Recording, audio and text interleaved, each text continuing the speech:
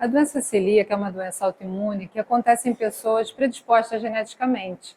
Vai acontecer um processo inflamatório no intestino, na primeira porção do intestino, que é o duodeno, o início do jejum, causando atrofia das vilosidades, achatamento dessas vilosidades intestinais.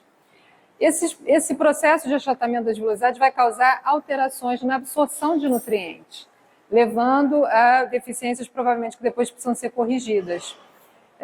Acontece uma série de sintomas intestinais, como diarreia ou constipação, pode acontecer perda de peso, dor e distensão abdominal, sintomas extraintestinais muito variados, que são não específicos da doença celíaca.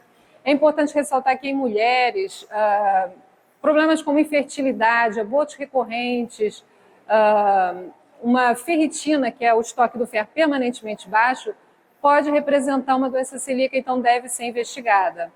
A pessoa que tem, para começar, né, a fazer o diagnóstico da doença celíaca, a partir de uma suspeita, é necessário fazer exames de sangue com sorologia para detectar a presença de alguns anticorpos específicos, além de uma endoscopia digestiva alta com biópsia que vai ser solicitada pelo médico. O diagnóstico, a partir do momento que for confirmado, a pessoa precisa excluir definitivamente da alimentação o glúten, de forma permanente, inclusive evitando contaminações cruzadas. Então, alimentos como o trigo e seus derivados, o centeio, a cevada, o malte, a aveia, que pode ter contaminação, embora ela não tenha, mas ela pode ter contaminação pelo glúten. Existem algumas aveias certificadas sem glúten, mas que alguns pacientes também têm reação a essa proteína da aveia, então ela precisará ser excluída. Alimentos que podem substituir o glúten, né?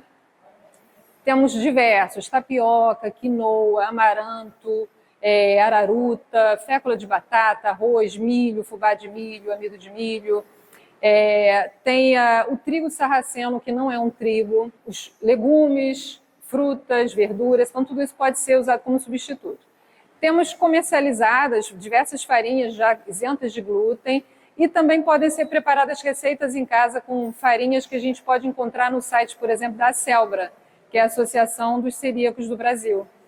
A partir do momento que a pessoa exclui o glúten, ela tem que ter cuidado com a alimentação fora de casa, sempre levar um lanchinho para não ficar com fome, ter o cuidado nos restaurantes, porque pode ter acréscimo de farinha de trigo em, por exemplo, feijão ou alguns molhos.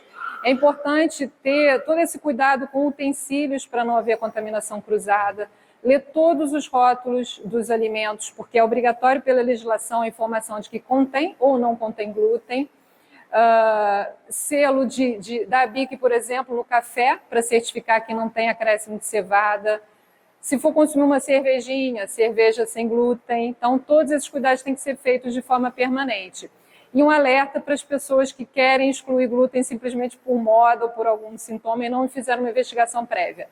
Não exclua o glúten sem antes fazer esses testes sorológicos, porque futuramente, numa investigação de doença celíaca, pode haver um resultado falso ou negativo e dificultar o diagnóstico.